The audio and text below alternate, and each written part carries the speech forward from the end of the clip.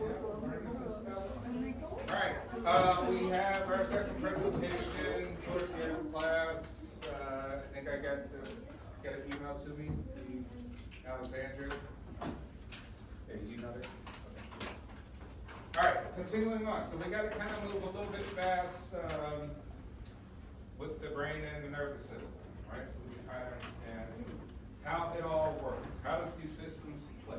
Remember, I kind of gave you the simple sort of areas of the brain by using the hand model, brain-hand model, so you remember that. We have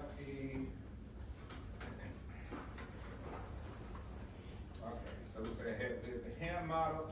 Sometimes people incur damage to one part of the brain. We talked about that, no mental ability. But let's kind of get to, all right, so we can kind of go here with some of the ideologies. Aristotle, right, big time philosopher, probably my favorite philosopher of all time. He proposed the first brain model, and 340 BC around then. He said there's three parts: vegetative mind, animal mind, rational mind. Three levels. Vegetative mind, you would think of like the lowest level, almost that reptilian brain we talked about. Animal mind, where it kind of has its impulses and instinct, and the rational mind, right? Where you think high mind. Miscellaneous says a three-part, bottom to top organization of the brain structure, similar to Aristotle's model. Meaning that here we got the first systems of the brain, things that take care of the heart, breathing automatically, the heart beating, breathing, all the subconscious things, your organs, right? All these things that happens all together. So we say, hey, we got a triune brain. Here's a conceptual model of brain structure distinguishing three main parts, right? We say we have the reptilian brain. We say all the basic automated functions in this reptilian brain. Then we got the limbic system, right? Mammalian. The limbic system is your emotional center. So it's the things that make humans afraid, cry, sad, right? We're a little bit different than other animals. You don't really see animals just around having depression, right? They do have anxiety, right? Even zebras get ulcers, right? Because they're always worried about lions eating them, right? So they do have anxiety. Stress can be sort of a universal thing, but we're a little bit different. Our emotions are just so diverse. And then we get the neo-mammalian, right?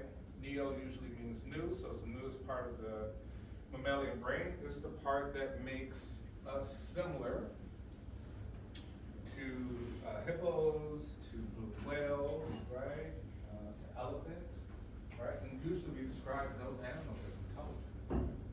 Most mammals we would describe as kind of having some level of consciousness, right? Some level of consciousness.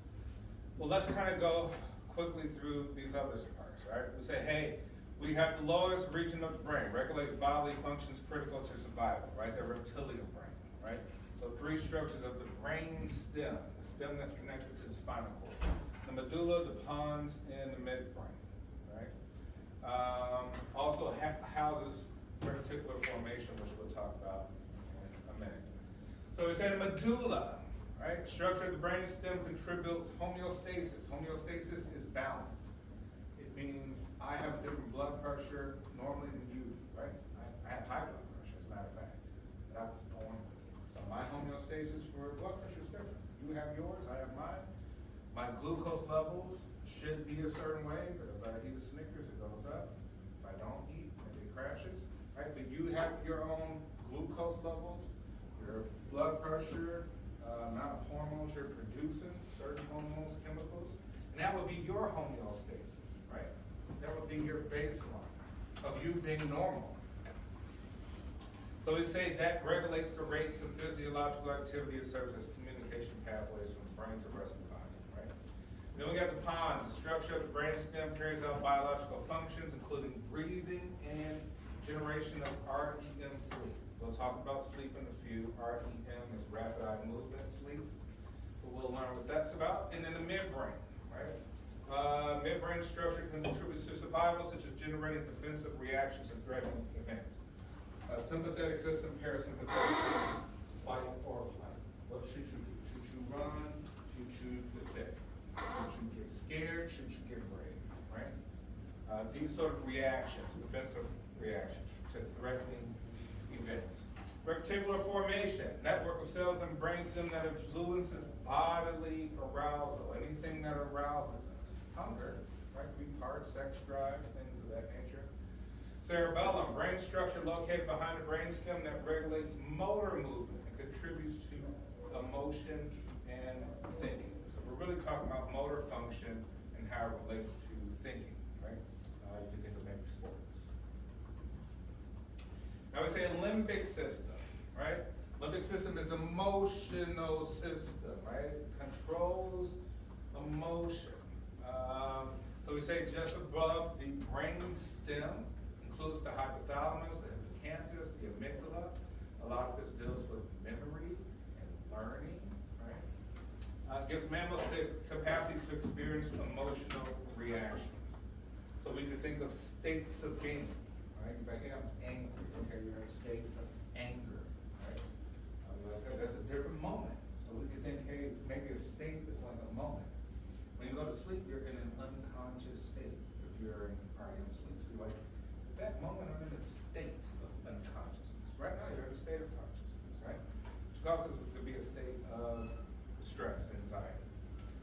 So it gives us the capacity to experience emotions, right? The hypothalamus, part of the limbic system structure, regulating behaviors such as eating, drinking, sexual response, right?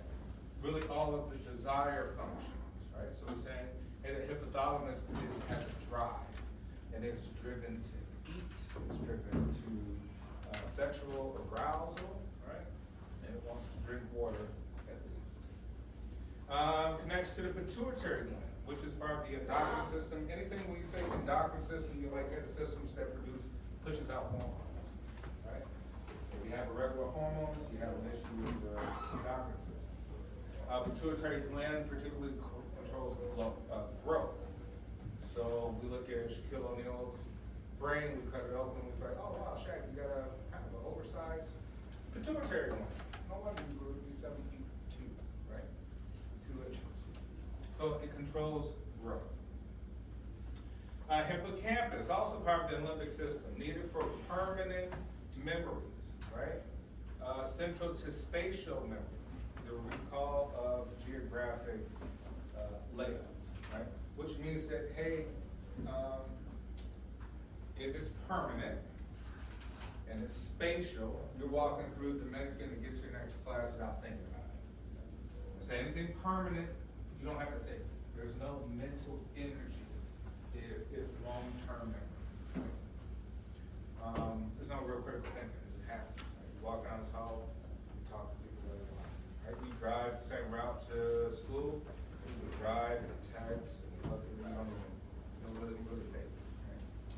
Right? And the hippocampus of taxi drivers is more highly developed than that of others, right? We say spatial memory. It can mean that learning and navigating complex streets increases brain development, right? Remember we say that brain has plasticity. Whatever you do in your environment, new things happen, new connections, right? Getting new connections, you're making new meanings of things. Or it can mean that people with more highly developed hippocampi become taxi drivers. Which is it? We don't need to answer that, but we can think about it. The amygdala, right, contributes to processing threatening stimuli, right? Small structure, roughly the size of an almond. Threatening stimuli need be physical, right? So we say, hey, the amygdala deals with really stress. You're like, I'm so afraid I won't have money to pay my bills next week. Like, is that a physical thing? No. My mind is still a threat, right? My mind has a psychological reality. Psychological reality doesn't need to be physical. It's just in your mind that it's a threat. Oh, am I going to force something this year? I need a job, run around and live, right? I'm getting dumb, or something like that. Fornix, limbic system structure that connects the hippocampus and hypothalamus, enabling them to work as a system, so it connects those systems. Olfactory bugs, right? Anything olfactory deals with smell.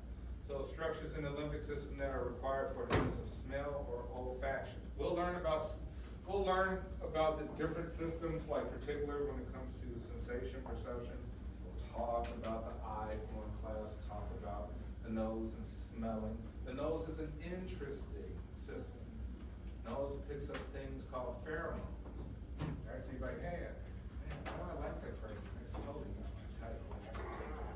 I like pheromones are kind of hormones outside of the body, like hormones hidden. They don't have a smell, so they don't smell like cologne or perfume or something like that, but our nasal receptors pick them up, right? It's like pick them up for what reason? Well, as a species of an animal, for mating reasons, right? So henceforth, we will mate with people who we may not be physically attracted to, right? But they're perfect for us because chemical signals. And we say sometimes nature doesn't care what you think. Right now, I got all these great ideas. I'm like, all right, great, nature don't care what you think, right? It does what it does. It just is, right? Cingulate gyrus, brain structure located above that limbic system and below the cortex, right?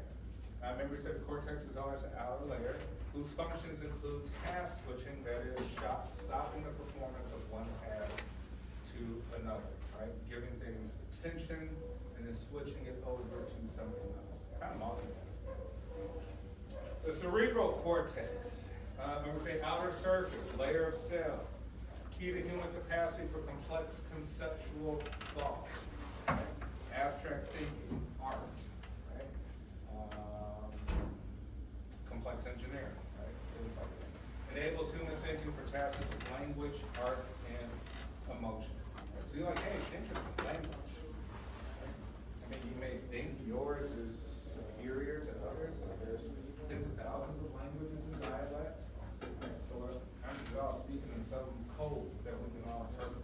Kind of like a computer, we're all speaking a similar code. We go somewhere else, they're speaking a different code, we got no clue about their communication. We have no clue to make meaning of what they're saying. If unfolded, the cerebral cortex surface is about 2.5 square feet, pretty large.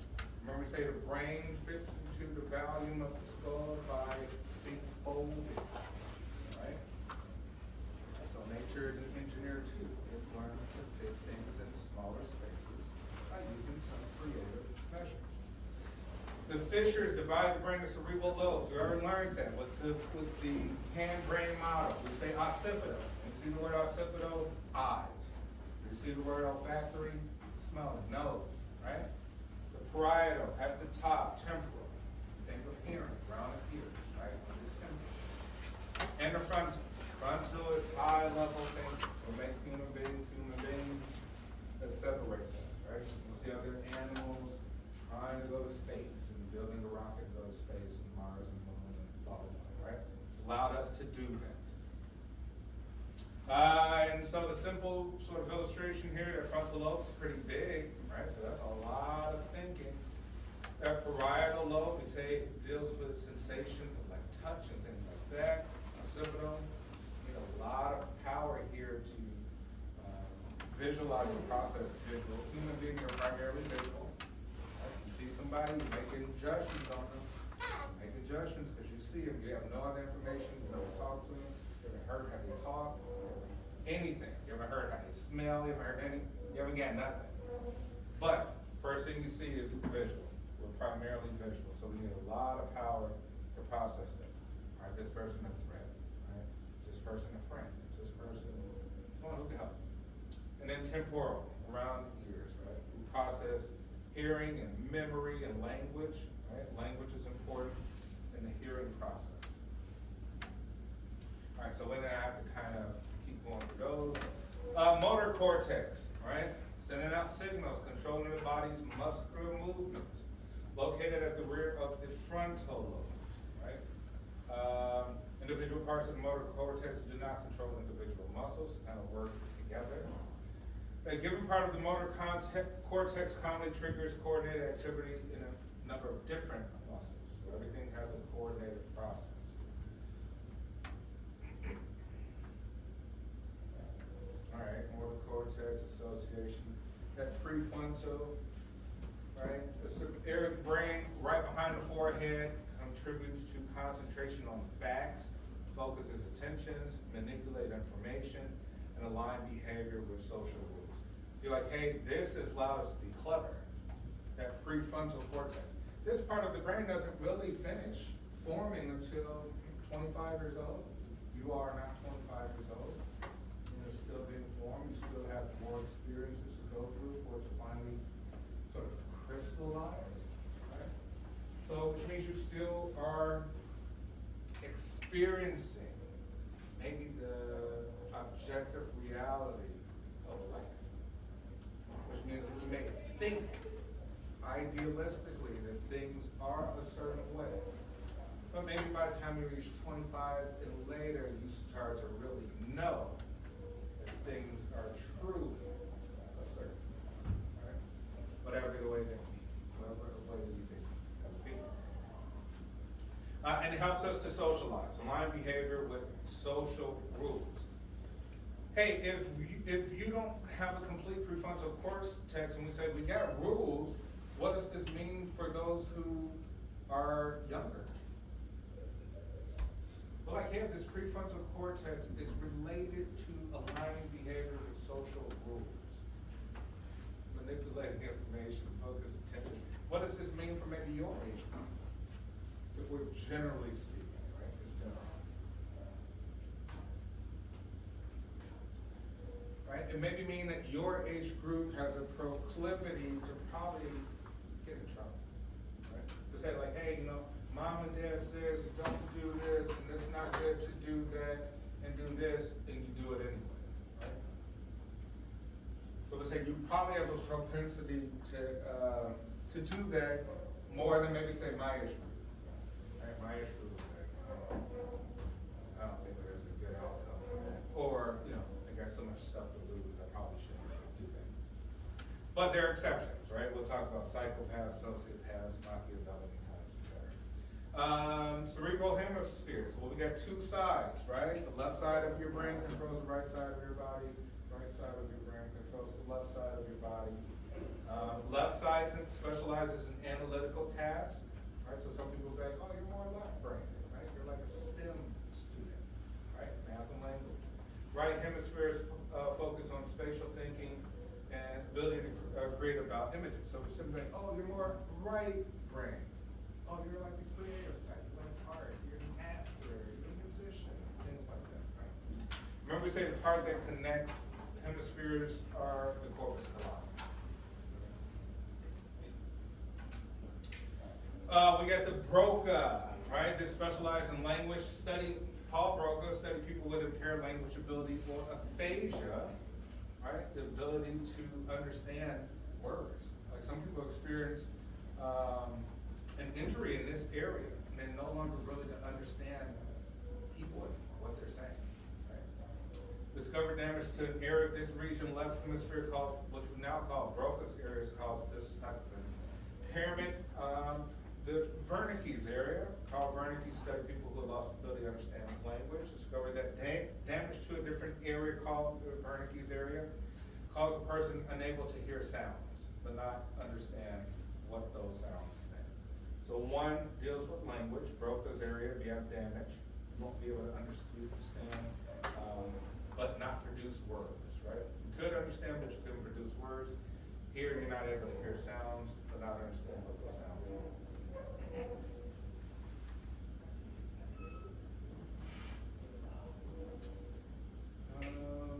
Let's see. Okay, neurons, right? All right, now the good part. Hey, we got a brain fused with a spinal cord. If you were to cut open somebody's brain, put like a very strong contraption back, pull out the brain straight off the top. What would come out is not just brain. Come out of the brain and the spinal. They literally fuse together, right? In prenatal stage before birth. Right, so you would kind of think of them like, oh, separate. You pull the brain and the spinal cord break. No, they're going to come out together. Right? So they're fused. They're part of really one whole system. And we have things called neurons, right? And we're going to learn about what they are. Right? Neurons are the cells within the brain. Brain cells or nerve cells distinguished by their unique shape and ability to communicate with one another. So we're going to learn about kind of what are the different areas of the neurons, but we'll see how they don't actually touch, they don't connect, which is really interesting. So here's a neuron structure. Easy way to think about this is almost like an electrical wire.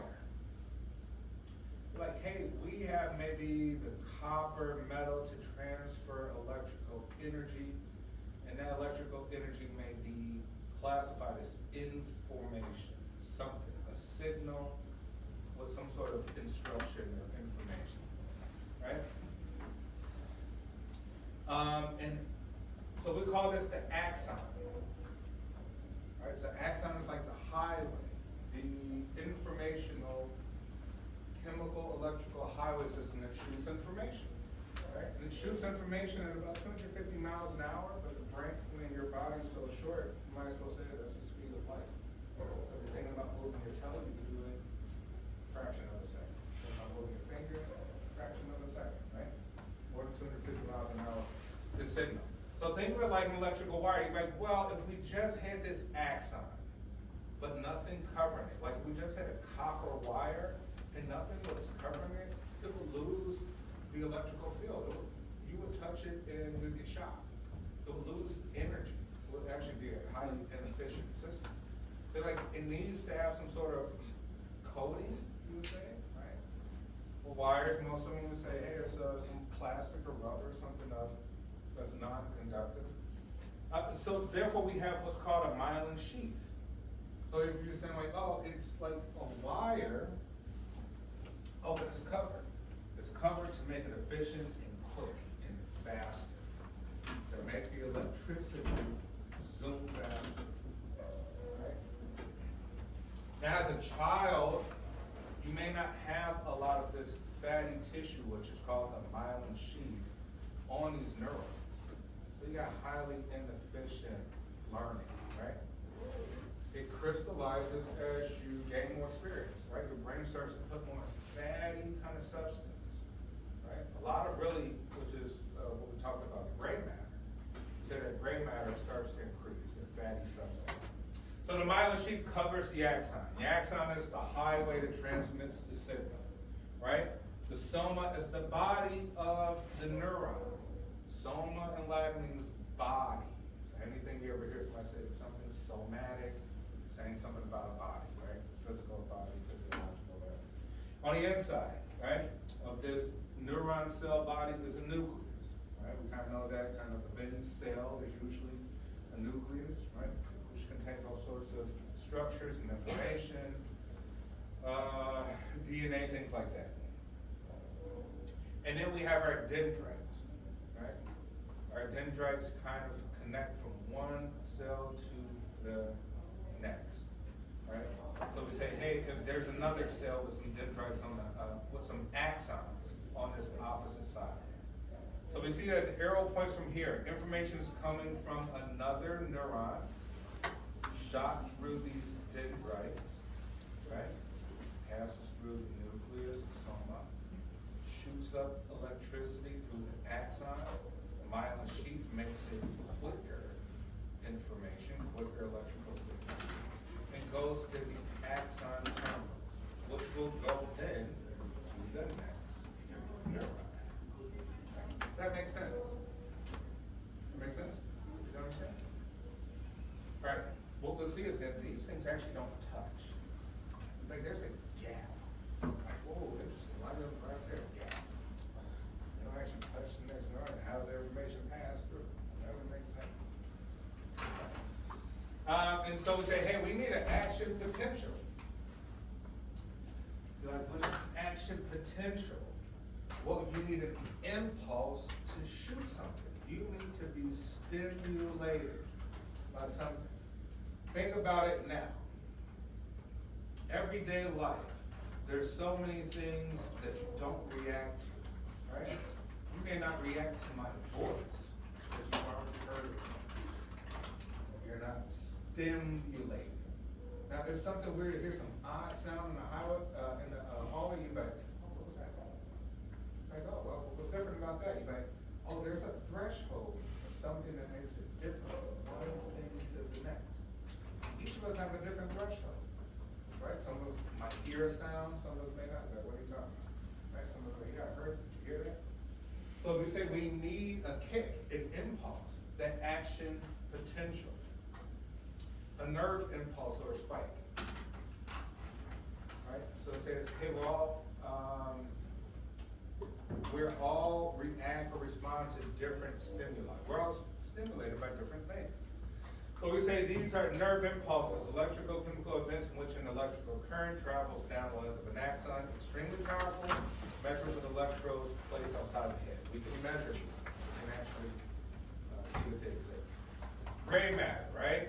We already talked about that. Areas of brain made up of mostly neuron bodies and dendrites and contain no myelin or white matter, bundles of myelin called acid. So we said myelin has myelin coats, gray matter, not so much. Synaptic gap, small gap about 20 nanometers that separates any two neurons. Chemical signals between neurons much bridge this microscopic gap. So what fills that gap? Chemical signals. And you say like, hey, there's some chemicals that may like kind of bind to the receptors, the end of those neurons, right? At the end of the axons, right? And those chemical receptors will kind of make us feel different. And we can say, take cocaine, certain chemical receptors bind to that part of the neuron, and now you are really compulsive. Oh, what's that? Caffeine, right? I drink my coffee, it binds to the neurons. You're like, oh, it can accumulate things, right? It can accumulate signals, chemicals. It can accumulate, or it can deplete. Once again, let's go on TikTok. Oh, look at that one. Ha ha ha. Next one, next one, next one, next one. And you're like, oh my gosh, I feel so drained and tired. I need a nap. Like, why are you so tired? Right? Oh, dopamine. TikTok hooked you because you like the way dopamine feels. Right? You want to click on the next TikTok. Right? It's a big surge of chemicals in your brain, and they get depleted. And now you gotta wait for a new reserve to come. Right? So you get tired. Scroll through social media, looking at a bunch of useless stuff, you'll be exhausted, mentally exhausted. It's a real physical, chemical thing. Neurotransmitters, chemical substances that travel across synapses between neurons, right? So we call those the transmitters, things that go from one synapse to the next neuron. All right, so here is the gap that we are talking about. All right, so we say that axon is sending information to this receiving neuron, right? So we got sending neuron, receiving neuron, right? We got that axon, that highway. We have the axon terminal, the ends of the axon. And then we got these neurotransmitters, the chemicals, that are going to be shot over through this little space. Now, not all of it gets shot over. Right? Some of it stays and binds, right? How the system's supposed to work is supposed to get shot over a chemical signal that what you need. You may not need all, right? Some of it sticks behind, right? Sometimes if something's really wrong, too much accumulates, right? Too much stays behind, or too much gets shot through. Well, we'll talk about that later. But here we say, here are the receptors, right? The neuroreceptors, and here's the gap, and here's the dendrite. The dendrite is the opposite end of that axon. Way on the other side. And then you go down and it starts the process all over again. Now, somebody Google the number of neurons in the human brain. Google it for me really quick. Let's see what that number is. Number of neurons in the human brain. 86 billion neurons. That is a lot of activity in the brain. Right? So like this is a wonderful system that can do all sorts of things. Right? Remarkable. A miracle. Let's see. lastly, before we have our presentation, hey, the nervous system, right? Complete collection of neurons that transmit signals, parts of the body. Very simple. Keep it simple. If someone says central nervous system, they're talking about the brain and the spinal cord and all the different nerves in there, right? Which are just primary functions. Okay? Heart beating, breathing, digestion, blah, blah, blah. If someone says, hey, what's the peripheral nervous system? You're like, oh, it's the stuff, the nerves that spread out from the spinal cord to the arms, fingers, the hand, the legs, the feet, right? So it controls peripheral things. But that central nervous system controls absolutely necessary things to actually be alive, right? So you could think of it very simple way. Central nervous system, brain and spinal cord, peripheral, all the nerves that come out from the spinal cord to the rest of your body. Okay. And here's just an illustration, right? We say, hey, central nervous system this, peripheral these. Right? And then we have automatic nervous system. So parasympathetic nerves, sympathetic nerves. Very simple, fight or flight. Fight or flight. The system works like this. If you were to go running down the hallway or one jogging right now, your heart rate would elevate. Then you're like, okay, I know that. But then you have to think, well, what brings it back down? It can't just magically come back down. The system has to bring it back down once you stop running. So as you go back to homeostasis, right? You're like, oh, okay, what if I run and do a marathon, will I have to urinate or defecate? Like, no, the system has set it up that if you're active, you usually don't have to go to the bathroom as a survival mechanism, as if you're being chased by a lion or a person with a knife. You don't have time to go to the bathroom, you'll be killed, right? So we say the system works that when things go up, there's the opposite system to bring it back down and calm it and relax back to homeostasis, the basic. Right? So we think of anything, even when you're stressed out. You're like, oh man, my parasympathetic nervous system kicked up. You're like, I don't know, you gotta find something to do with it. The sympathetic nervous system. Bring it back down, right? So that's how that kind of works. All right, next group is gonna come up here. Give us their presentation.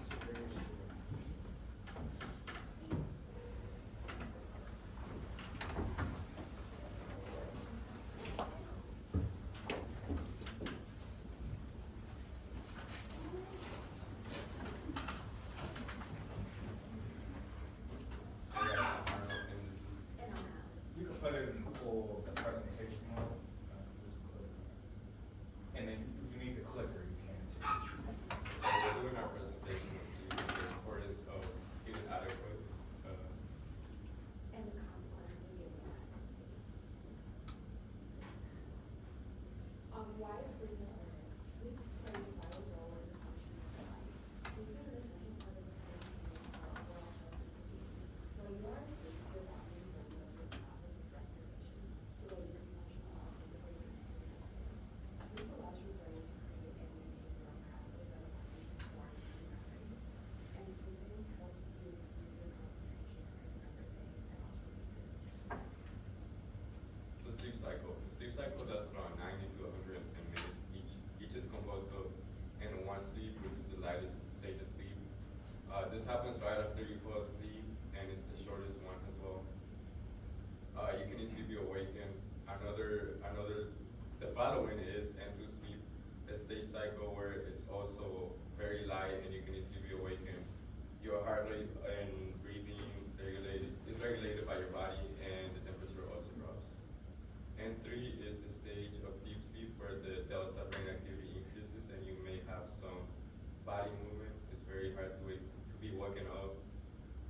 wake up somebody in the sleep stage. And then finally the REM sleep, the stage of sleep where your eyes move rapidly behind your closed lids and your brain waves are similar to those during wakefulness. Your breath rate increases and the body becomes temporarily paralyzed. The physical effects of inadequate sleep are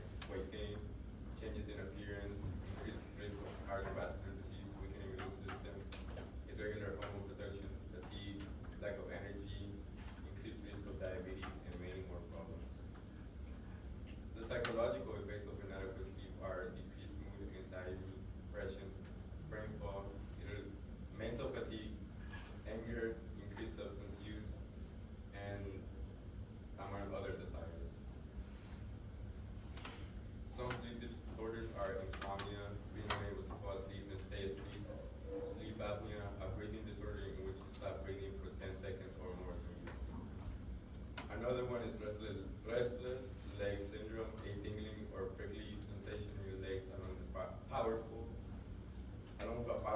urge to move them. Another one is the circadian rhythm problems with sleep and the wake cycle. They make you unable to fall asleep or stay asleep during the right times. Parasomnia is when you act in unusual ways when you're falling asleep. That would be walking, talking, or eating. Okay, how will lack of sleep affect college students? According to the National Institute of Health, a report of 70% of college students get inadequate sleep. This can lead to daytime sleepiness, in which 50% of college students have reported. Daytime sleepiness is having difficulty staying awake and alert throughout the day. Daytime sleepiness paired with inadequate sleep can lead to lower grades, having an increased risk of academic failure, compromised learning, and impaired mood. Pulling all-nighters or studying until late at night is very common among college students. These study sessions are reward oriented. When you study all night, your body and mind do not get the chance to restore themselves. This can cause your brain to have a harder time remembering what you have studied, and can make it harder to perform well on a test the next day. Inadequate sleep and sleep deprivation can also contribute to college students. Some contributing factors to inadequate sleep, which we will go into detail next time, are overconsumption of caffeine and alcohol. What is sleep hygiene? Sleep hygiene refers to adequately controlled environment and behaviors that promote good sleep. Poor sleep hygiene can negatively impact your quality and quantity of sleep. Some signs that you are experiencing poor sleep hygiene are having hard time falling asleep, waking up throughout the night, and feeling tired throughout the day. Like we stated before, getting a good quality sleep is important for your physical health as well as mental health. It can help increase your overall quality of life. Everyone requires different sleep hygiene based off of their individual needs. There's not a one-size-fits-all solution. And ways to improve your sleep hygiene: creating a set sleep schedule, making sleep a priority, creating a nighttime routine, getting regular exercise, cutting down on caffeine if you find yourself consuming a lot or relying on it to get throughout the day, create a calm and comfortable sleeping environment, and make gradual adjustments over time, and you don't have to do all of it. And then our discussion questions are: what are some contributors to getting an adequate sleep, and what are things you can do to make sure you're getting adequate sleep? Anyone?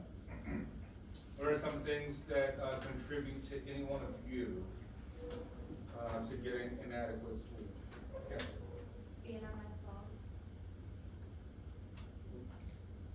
What do you think, like it just makes it harder for you to fall asleep after being on your phone? Okay. Anyone else? Yes. Maybe I like anxiety or disasters. So having like a restless mind, basically?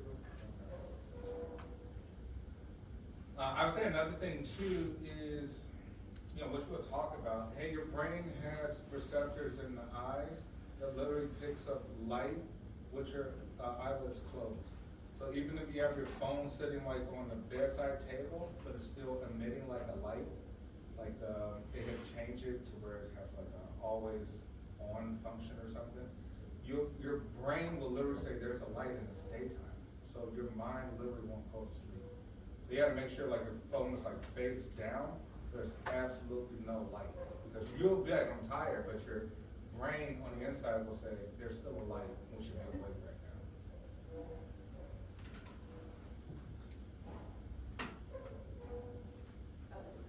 Yeah, that's references.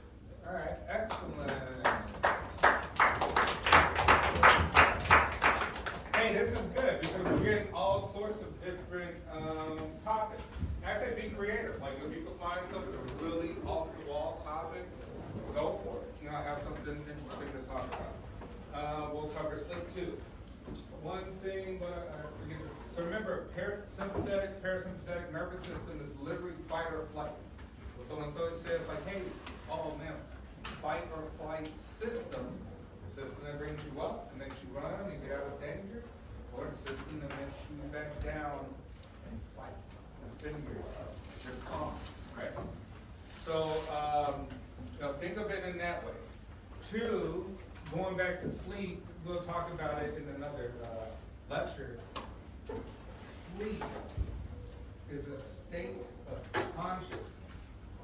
It's just literally, we just named N1, N2, N3, N4, REM sleep.